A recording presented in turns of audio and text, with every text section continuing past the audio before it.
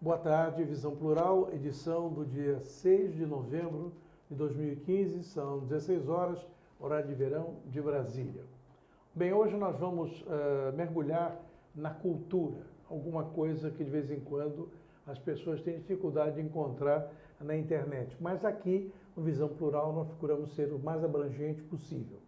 Para falar sobre cultura, vamos ter a visita e uma entrevista muito interessante com Gésio Gutierrez, que é diretor-presidente da Fundação da Editora Unesp.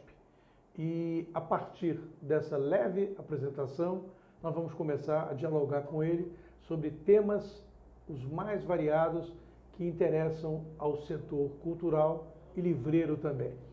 Gésio, me conta um pouquinho, a sua vida acadêmica, dá um leve highlight sobre o que você fez na vida acadêmica. Tá certo. Bom, a minha vida acadêmica é meio esquizofrênica. Não faz mal, como qualquer brasileiro. Pois é. Ela começou, eu fiz economia pela USP e depois, no meu mestrado, eu fiz lógica na Unicamp, filosofia da ciência e finalmente depois em Cambridge, na Inglaterra, eu completei minha pesquisa em filosofia, fazendo depois um título também em filosofia na Unicamp, de um doutorado.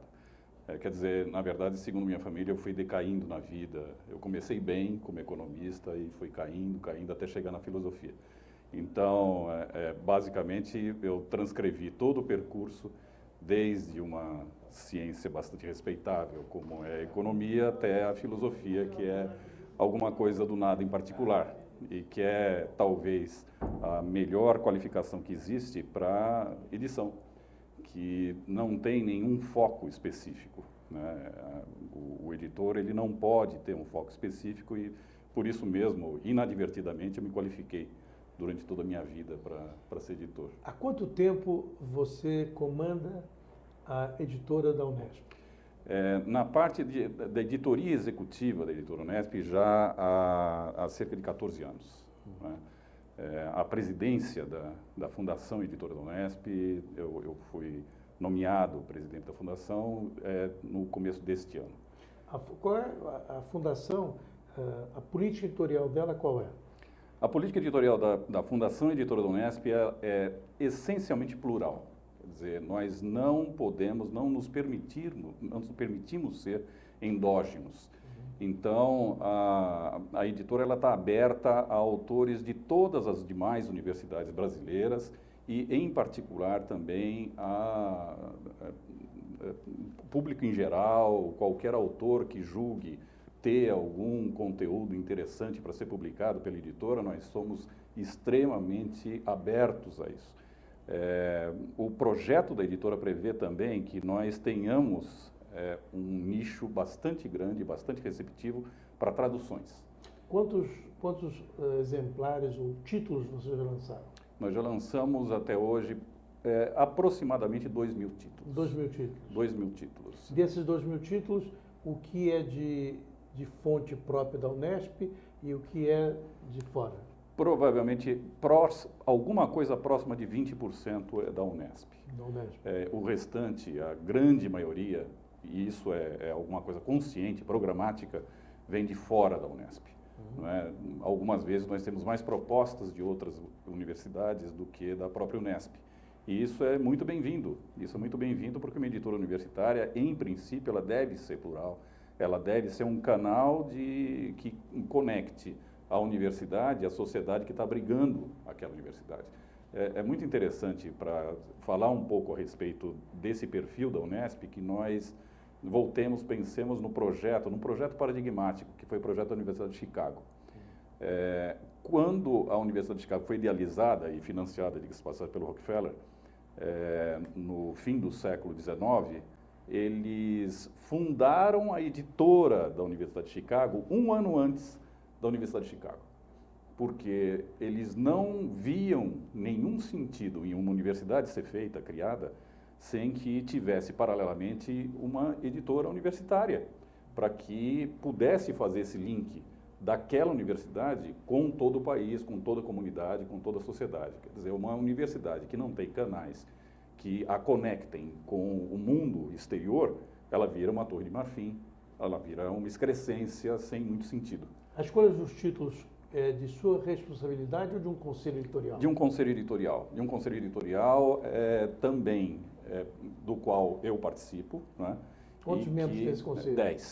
10 conselheiros das diversas áreas e que justamente tendo esse perfil horizontal, eles podem analisar os diversos livros das diversas áreas. Também esse é outro traço do nosso projeto. Nós não fazemos nenhuma acepção de área. Isso é horizontal, talvez com a possível exceção de religião, de autoajuda e também de literatura. Né?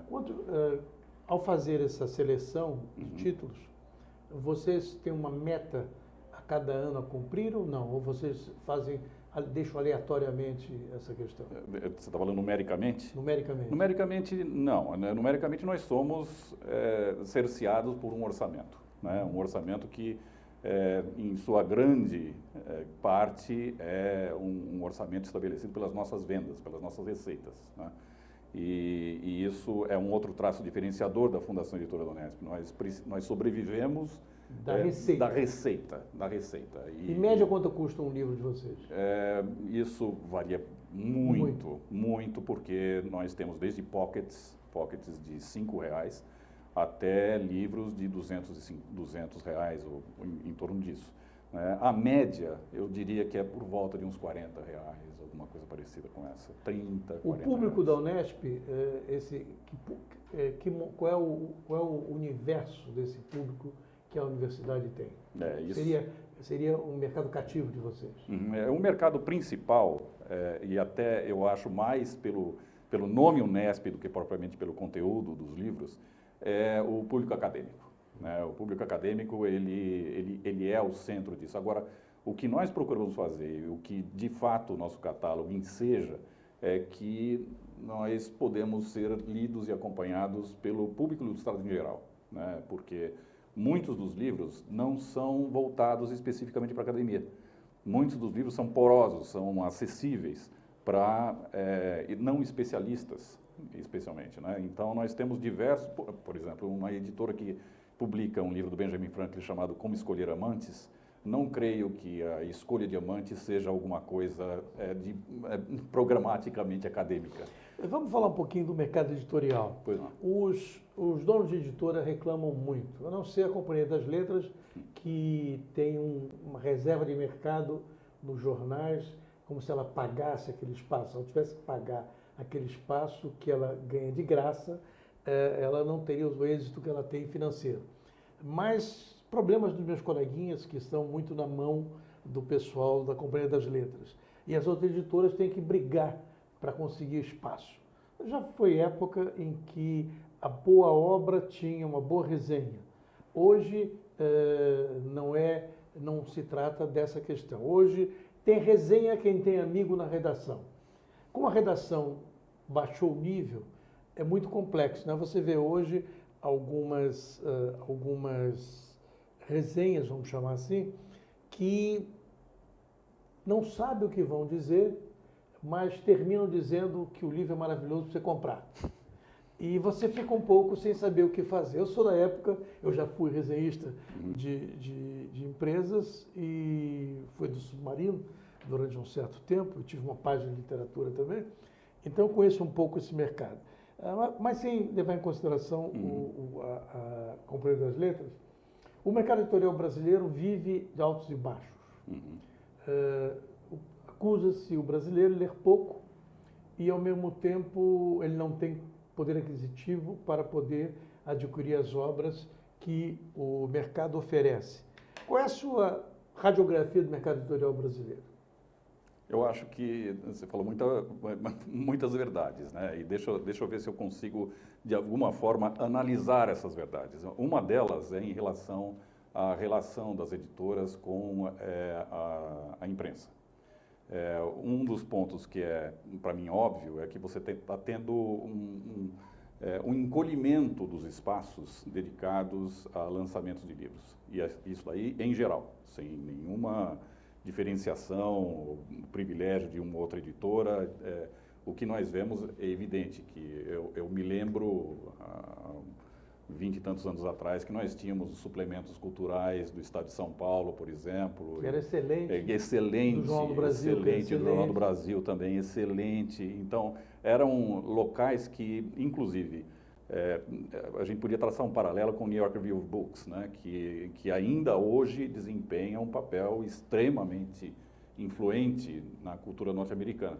Nós não temos nada parecido, nem longínquamente parecido, ao contrário do que a gente estava esperando antes, que esses suplementos eles se desenvolvessem e florescessem de uma maneira um pouco mais sofisticada. Pelo contrário, eles simplesmente minguaram e hoje a gente tem até mesmo aquelas sessões minguadas em jornais, elas estão minguando cada vez mais. Então, de fato, hoje a crítica literária, os setores mesmo de imprensa dedicados a livros estão tendendo à irrelevância. Estão tendendo à irrelevância, porque é alguma coisa esporádica, alguma coisa que não está ocupando, na prática, a vida dos editores nacionais. A gente está sendo levado a não se preocupar mais com esses nichos de imprensa, porque os nichos de imprensa não se preocupam conosco, né? Em relação ao que eu posso falar sobre o mercado livreiro nacional, também uma outra verdade dita. O brasileiro lê pouco, sim. Lê pouco, se por acaso a gente tirar os livros didáticos, é alguma coisa próxima de um livro habitante, o que é inacreditavelmente pouco, se você comparar não com a Alemanha, não com a França, mas se você comparar com a Colômbia. Com a Argentina? Com a Argentina, então nem falar é bom. Agora, vamos imaginar algumas coisas... Chile. Com Chile, mas imaginemos alguma coisa tropical, estritamente tropical.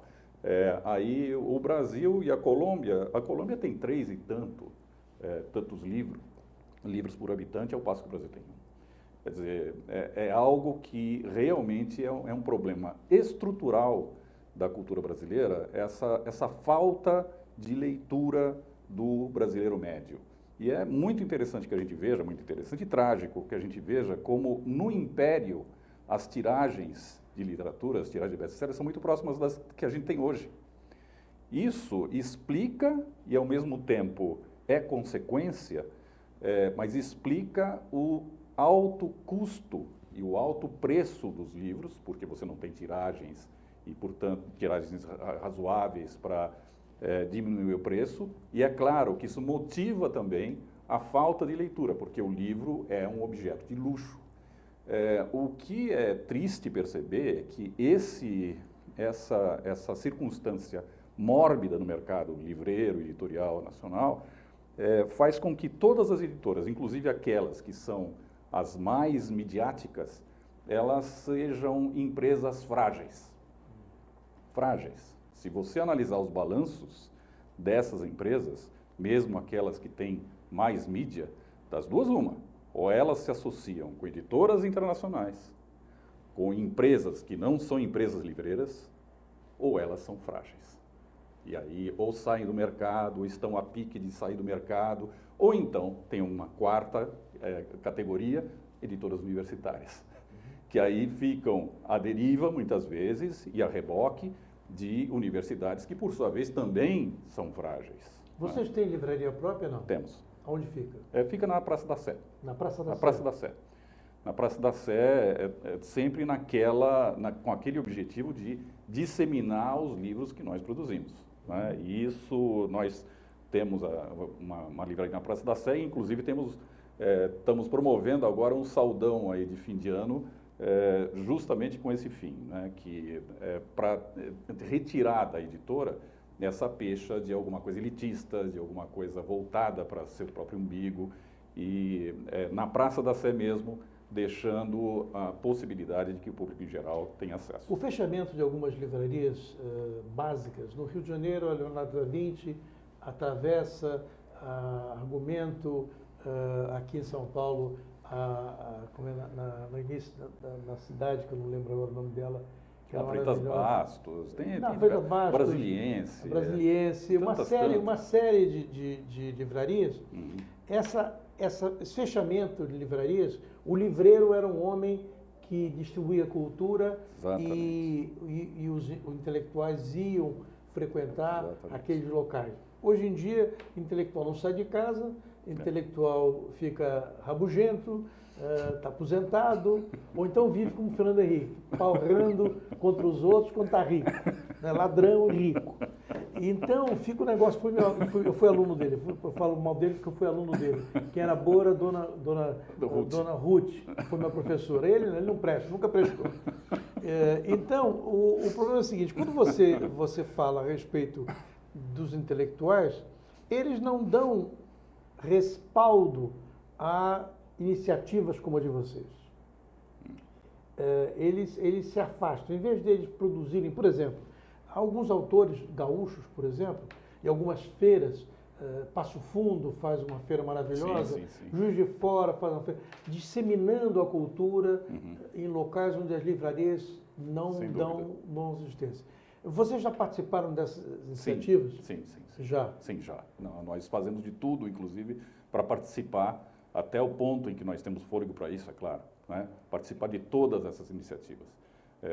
E isso tem dado resultados bastante interessantes. Quer dizer, hoje eu acho que talvez a Editora Unesp seja a editora universitária que mais produz no Brasil e que mais é comercialmente agressiva. Num país em que você não tem, num país das dimensões que o Brasil tem, né, a única maneira de você distribuir os teus títulos é através, fisicamente, o digital é outra coisa. Fisicamente, aí é realmente através da rede comercial. Não existem outras formas. Qual é o efeito do digital no impresso editorial? Se por acaso, a pergunta é se por acaso isso daí está minguando de alguma forma a produção. Nenhuma. A rigor, nenhuma.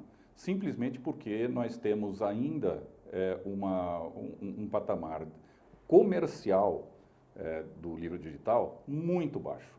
E ao contrário do que se previa anteriormente, nada garante que esse patamar vai ser extraordinariamente diferente no futuro próximo. E nem no futuro... Não, a Amazon acabou de abrir uma livraria.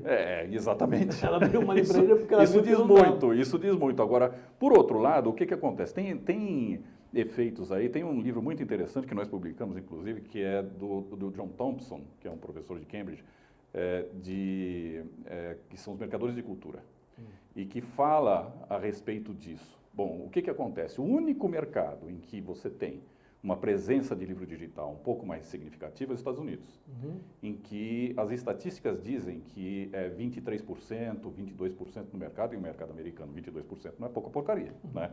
Agora, todos os outros mercados estão abaixo de 5%, 6%, mesmo na França. Falam que no Brasil não chega a 3%, porque o brasileiro não tem dinheiro para comprar os gadgets. Mas na Alemanha se tem, né? Então, os gringos todos têm dinheiro para comprar isso e não estão comprando. Aí, em Portugal é 1%, na Alemanha são 5%, na França é 4%.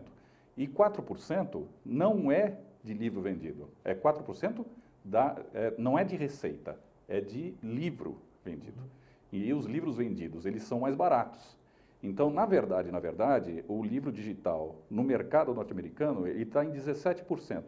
E o que aconteceu nos 2 últimos anos? As curvas oscilaram, inclusive oscilaram negativamente.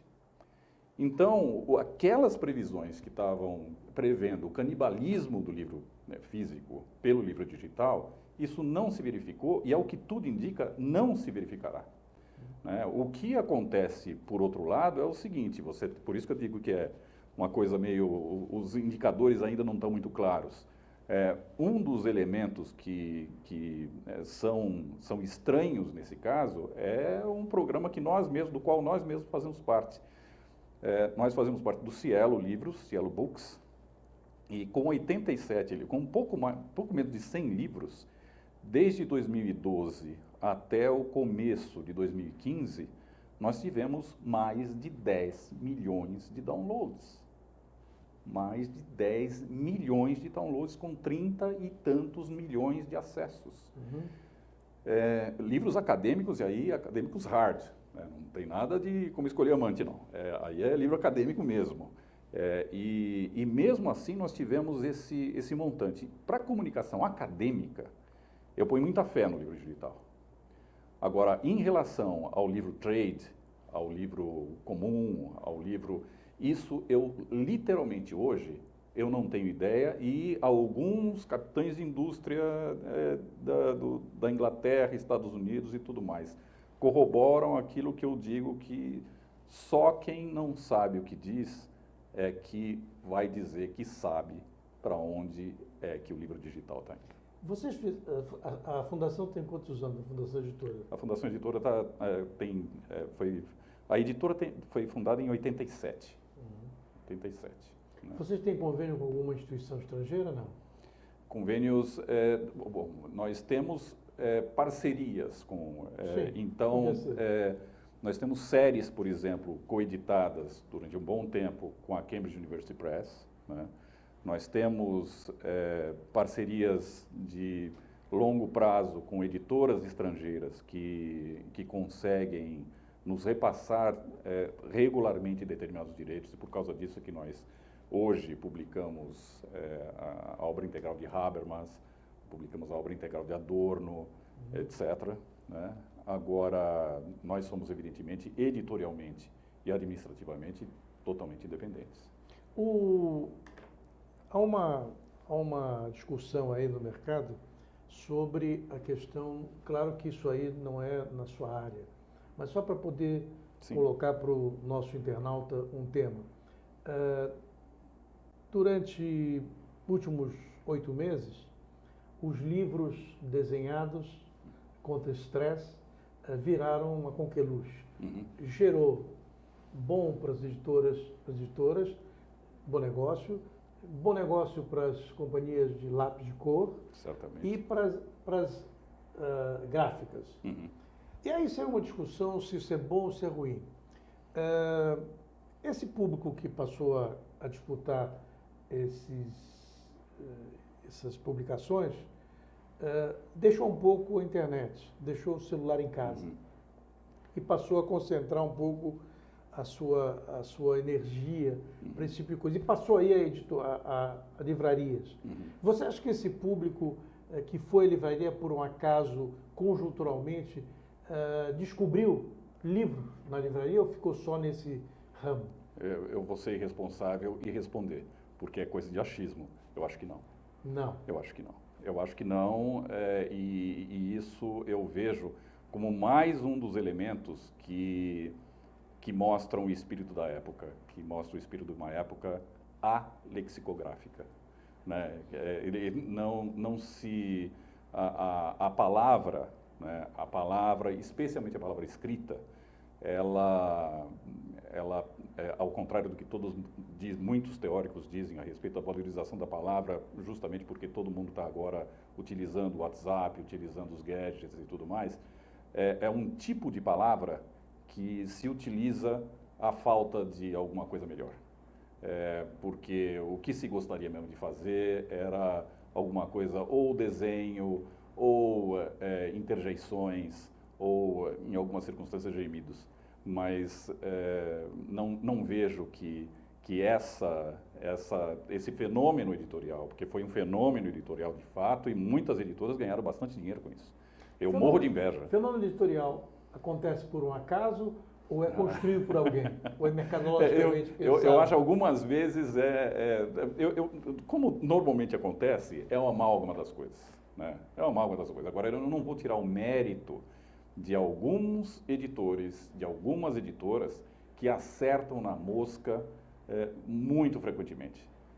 E isso é algo que decorre de trivial competência profissional. Isso nós temos no Brasil algumas editoras que são realmente de primeiro time em relação a isso, seja de trade, seja de acadêmicos, né, editoras que eu admiro profundamente.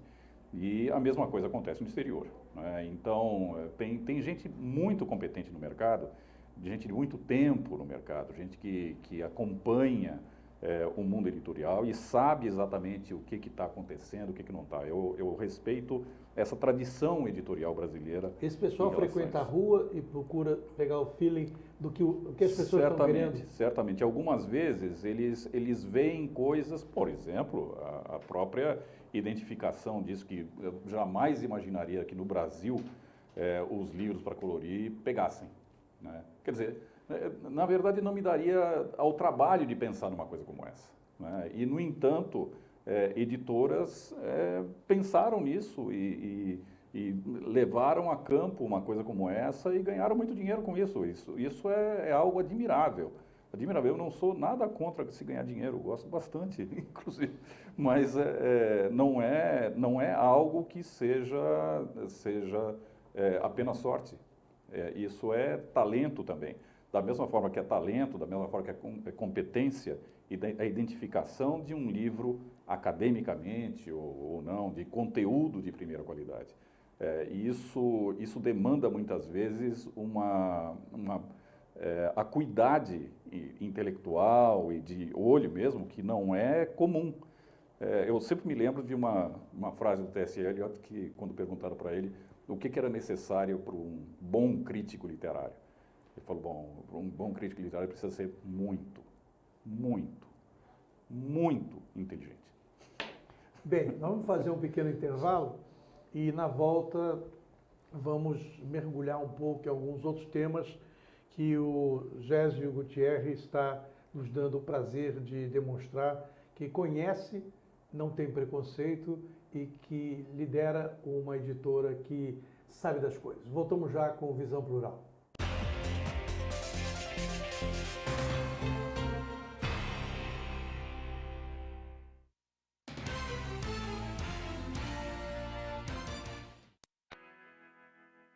Ninguém gosta de fila. Imagine uma fila de 7.000 pessoas, ou 12.000, ou até 27.951 pessoas. No Brasil, as filas de espera para receber órgãos são imensas. Fizemos as pessoas sentirem na pele o que significa estar em uma fila gigante esperando um órgão. Para isso, substituímos as senhas em diversos locais de espera pelo número real da fila para receber um órgão. 7951. O grande preço aí, hein? Nossa, que número grande. Poxa, moço, que isso?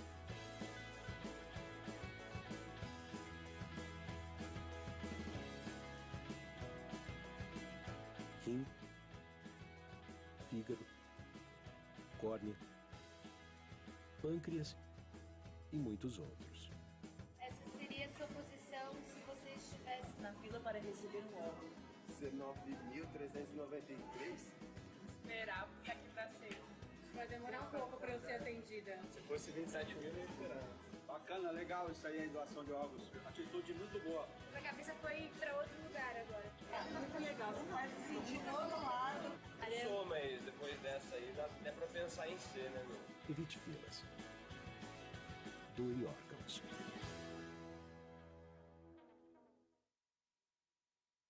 Se você fez alguma cirurgia antes de 1993, você pode ter contraído hepatite C. Por isso, você precisa fazer o teste. A hepatite C pode ficar anos sem apresentar sintomas, podendo evoluir para câncer, cirrose e até levar à morte. Não corra esse risco. Procure uma unidade de saúde e faça o teste. Ele é rápido, seguro e sigiloso. Quanto antes for feito o diagnóstico, melhor. Hepatite C. O teste é o primeiro passo para a cura. Ministério da Saúde. É o governo federal trabalhando para o Brasil avançar.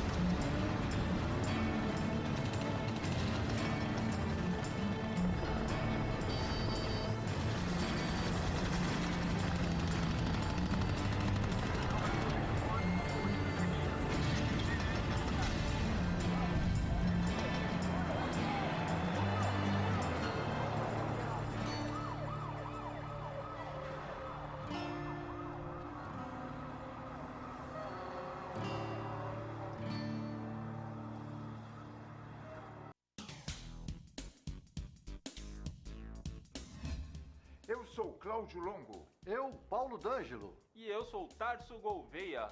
nós apresentamos todas as terças-feiras, às 9 da noite, aqui na altv.com.br, o Família Palestra TV, um programa esportivo onde você sabe de tudo sobre o Palmeiras, aqui na TV da internet. Na última década, os transplantes de órgãos cresceram 84%. As cirurgias cresceram 619%. E os atendimentos de urgência cresceram 627%. As doações de sangue precisam acompanhar esse crescimento para atender a milhares de pessoas que dependem da sua solidariedade. Esse gesto está em suas mãos. Seja para quem for, seja um doador. Procure um Hemocentro mais próximo.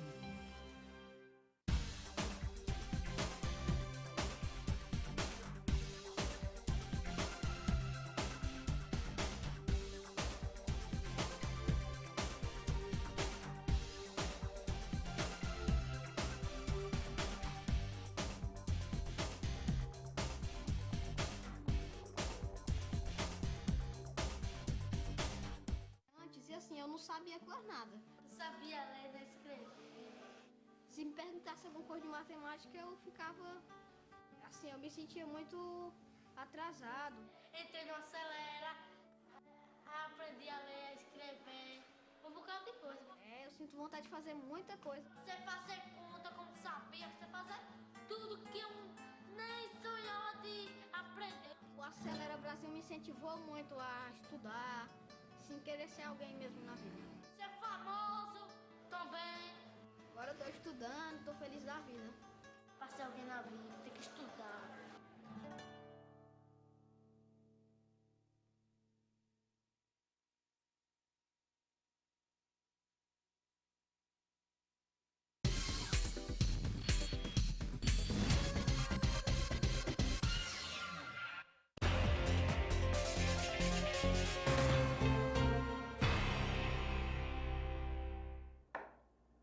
Voltamos com o Visão Plural de hoje, edição do dia 6 de novembro de 2015. O fim do ano está chegando e estamos hoje recebendo a visita do professor Gésio Gutierrez, que é presidente da Fundação Editora Unesp.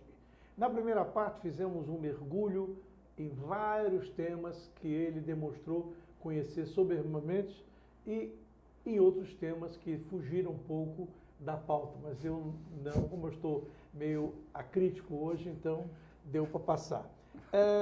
Vamos falar um pouquinho dos livros que vocês estão lançando. Esses livros que vocês estão lançando aqui, ó, o volume 1, a enciclopédia d'Alembert e Diderot, depois o volume 2, Sistema dos Conhecimentos, depois o volume 3, depois o volume 4 e, por último, o volume 5. Bem, essas obras já foram lançadas pela Editora Abril há muitos anos atrás, quando a Editora Abril era Abril Cultural e tinha uma pessoa de alto nível lá, não é hoje em dia, e também a Folha de São Paulo oferecendo nas bancas algumas obras. O que diferencia essa coleção de vocês dessas duas empreitadas editoriais? Das anteriores? Na verdade, essa edição da enciclopédia, ela é única. Ela foi feita pela primeira vez aqui no Brasil. Na verdade, não existe nenhuma outra edição da enciclopédia mais completa fora da França, além desta edição, né? E isso foi um trabalho bastante recente. Quantos anos vocês levaram para fazer a tradução? Na verdade, foi um trabalho muito rápido, justamente porque os organizadores, que são os professores Pedro Paulo Pimenta e Maria da Graça de Souza, e a tradutora Fúvia Moreto e Maria da Graça de Souza também. Também, e o Pedro Paulo também traduziu várias partes dos diversos volumes. Eles fizeram um trabalho muito rápido. Então, isso nós fizemos em 2 anos e meio, conseguimos montar essa edição integralmente em 2 anos e meio para ter agora esse resultado. O que foi conseguido realmente é algo que, né, não se tem uma edição semelhante a essa em qualquer lugar fora da França. Fora da França. E mesmo na França eles têm a edição original, sobre a qual foi baseada essa edição.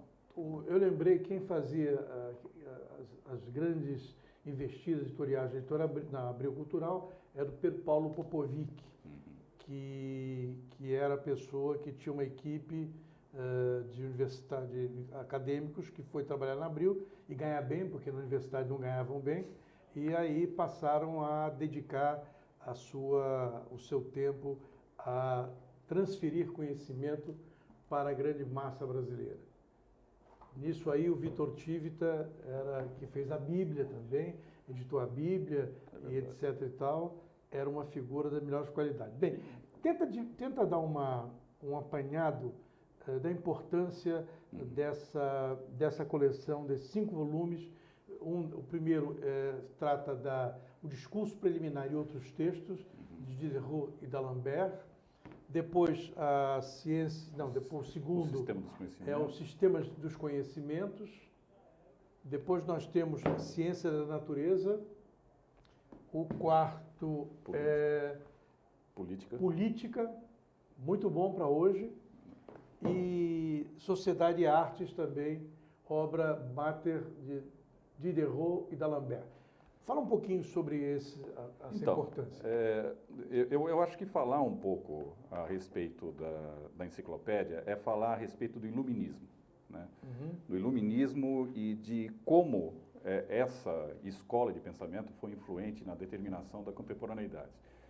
O que a gente tem hoje na área de ciências, na área de respeito ao homem, na área de respeito à racionalidade e às ciências, isso tudo veio em linha direta da escola iluminista.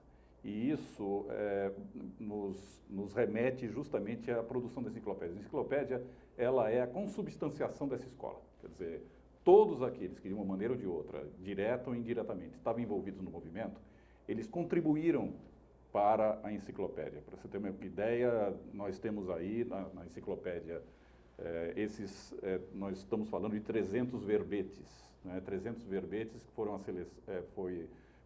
compuseram a seleção que nós estamos publicando agora.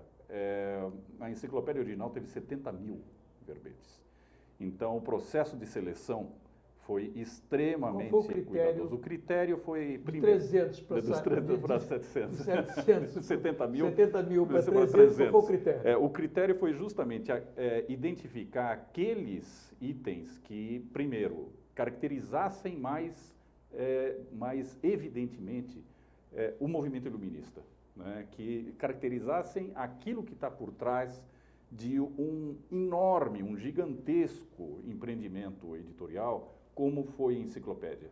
O que eles estavam pretendendo fazer?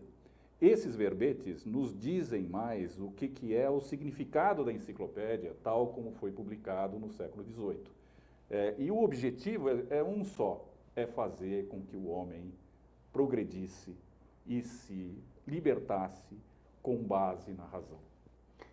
Qual é a relação que nós podemos, a ilação que podemos fazer entre esses 300 verbetes e o mundo caótico que nós estamos vivendo hoje? Esse é o grande problema, e talvez seja por causa disso mesmo que o lançamento de um livro como esse, de uma série como essa, ela é mais oportuna. Porque é mais oportuno o lançamento. Porque justamente hoje, quando a razão ela é tão vilipendiada, quando o homem ele é tão vilipendiado também, quando nós temos tanta descrença a respeito do futuro do homem, vendo o que esse pessoal estava fazendo naquela época, é inspirador. É inspirador, é tocante, chega a ser tocante como você tem confiança no destino da humanidade, confiança nos valores e nas virtudes da espécie humana, em comparação com o que a gente encarou no mundo posterior a eles. não nos esqueçamos que depois do movimento iluminista nós tivemos duas grandes guerras, duas guerras universais, em que, inclusive, em uma delas você tinha programaticamente o objetivo de eliminar pessoas, né, em guerras de desgaste. É exatamente o inverso daquilo que esse pessoal todo, pessoal extremamente sofisticado, extremamente inteligente, algumas das mentes mais brilhantes que o mundo já produziu, por exemplo, Voltaire, Rousseau, Diderot, todos eles escreveram para a enciclopédia, né? Todos eles. Esse pessoal, ele acreditava que nós tínhamos solução. Era só uma questão de tempo, era só uma questão de oportunidade, fazer com que toda a população, de uma maneira ou de outra, conseguisse chegar nesses ideais de excelência que a humanidade estava fadada a cumprir. Isso habita corações que são afastados, inclusive, do iluminismo estrito sensu. Até Marx, até todas as tendências de esquerda, elas, de uma ou de outra forma, elas acreditam essencialmente no homem, né? Então, não por acaso, Diderot, d'Alembert, eram leituras obrigatórias dos marxistas, eram leituras obrigatórias de todos os humanistas posteriores, porque aí eles iam encontrar aquilo que habita justamente a valorização do homem.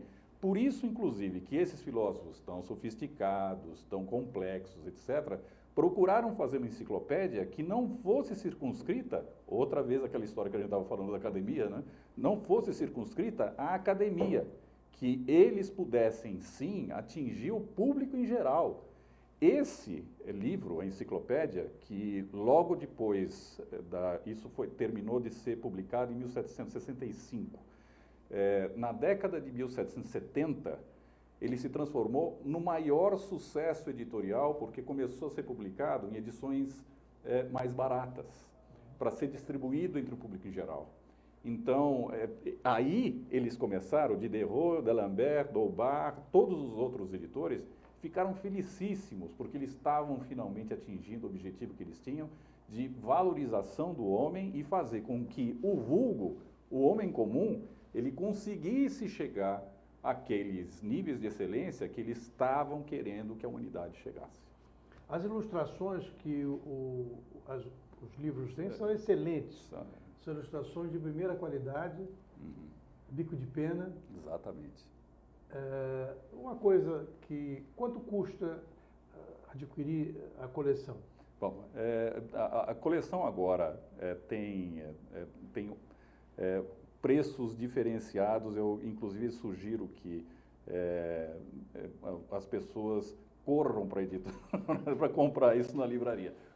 O preço regular do livro é R$70. Cada exemplar? Cada exemplar. Você pode adquirir um exemplar e depois adquirir outro. Exatamente. Sem nenhum problema. Sem nenhum problema. Agora, a astúcia e a audácia, como era o título da coluna de ontem do Jânio de Freitas, da Folha, a única coisa que pode se ler na Folha, e a mesma astúcia que o Chapolin Colorado também utilizava nas suas aventuras. Essa foi inesperada. Né? Também muito boa. Você acha que a astúcia e a audácia estão aqui presentes? Elas estão presentes, seja tácita ou explicitamente. Também estão.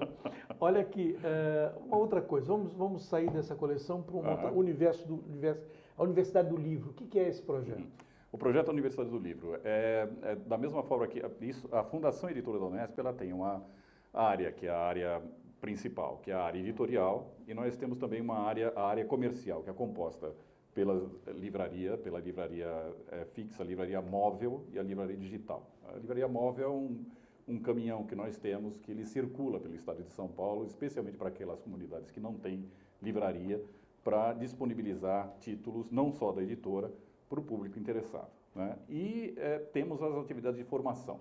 As atividades de formação, elas são consubstanciadas na Universidade do Livro, a UNIL, que promove cursos horizontalmente para todas as áreas de produção, os momentos de produção do livro.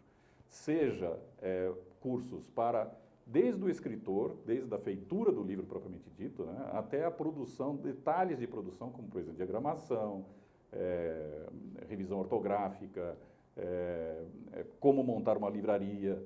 Quer dizer, é uma tentativa de pegar o processo da feitura do livro e transformar num conhecimento para terceiros. Exatamente isso. Porque é interessante que todos nós, de uma maneira ou de outra, eu espero que isso continue, todos nós temos um certo fascínio pelo objeto livro. E é interessante como esse fascínio ele não se concretiza no conhecimento das etapas de constituição do livro. Hoje, inclusive, até as faculdades de letras, elas estão se dando ao trabalho de estudar mais como é que o livro é feito, o que é uma coisa bastante interessante. Alguns literatos brasileiros se debruçaram sobre isso, Monteiro Lobato, talvez o caso mais... pioneiros nisso. Diga-se de passagem, a primeira editora do Monteiro Lobato foi no prédio da editora da Unesp. Agora, então... Que aonde é? É na Praça da Sé 108. Né? Na Praça da Sé 108... tem uma frase na correspondência do Lobato que os nossos escritórios não param de crescer, justamente na Praça da Sé 108. Agora, tem um outro projeto de vocês muito interessante, que é a coleção Progresso Digital. Que é isso? É aquela que eu estava mencionando a respeito a própria EG Digital, que são livros que nós disponibilizamos gratuitamente. E aí visando justamente que haja essa disseminação de conteúdos produzidos pela universidade, sem custo para aquela sociedade que, em última instância, abrigou a universidade, abrigou a editora e que agora merece ser municiada por essa produção. Então, nós temos um site www.culturaacademica.com.br. Repete devagar. www.culturaacademica.com.br,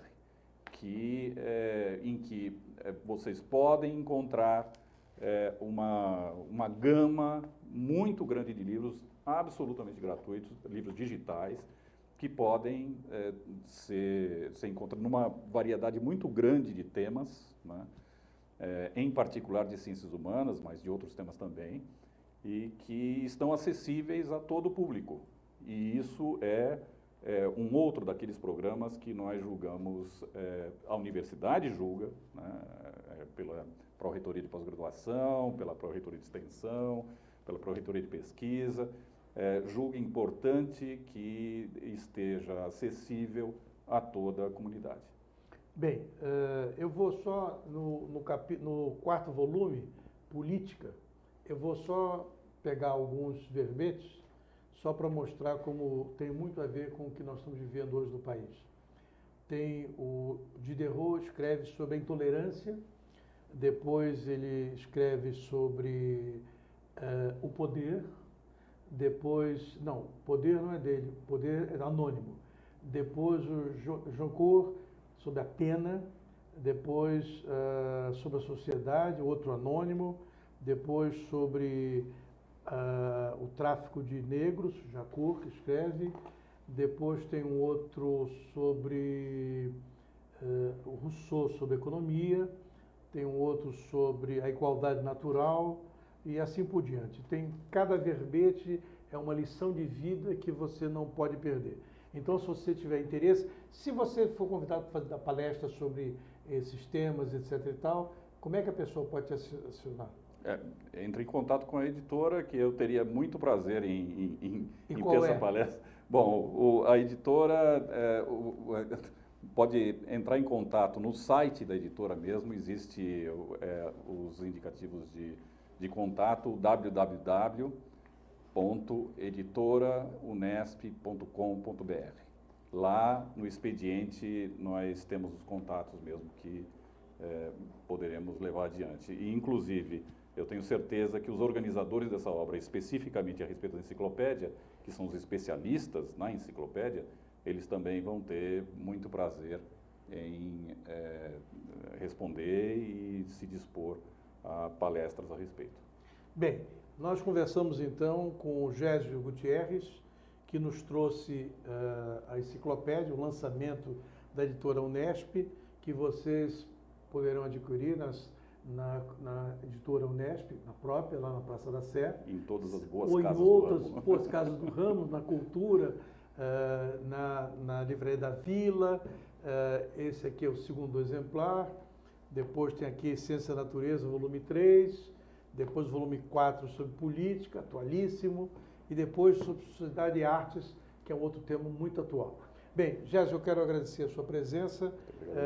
Não é toda hora que a gente pode contar com uma pessoa ilustrada como você, no momento que nós estamos vivendo num país tão odioso e tão complexo, né? Em que Eduardo Cunha vira herói, né? E nós vamos tentar ver se você tiver vontade de aprender um pouco e quiser fugir desse mundo da internet, que segundo o Humberto Eco está cheio de imbecil, 80% de imbecil e 20% de pessoas lúcidas. Então, você poderá aprender muito se adquirir esses livros que falam da enciclopédia de Diderot e d'Alembert.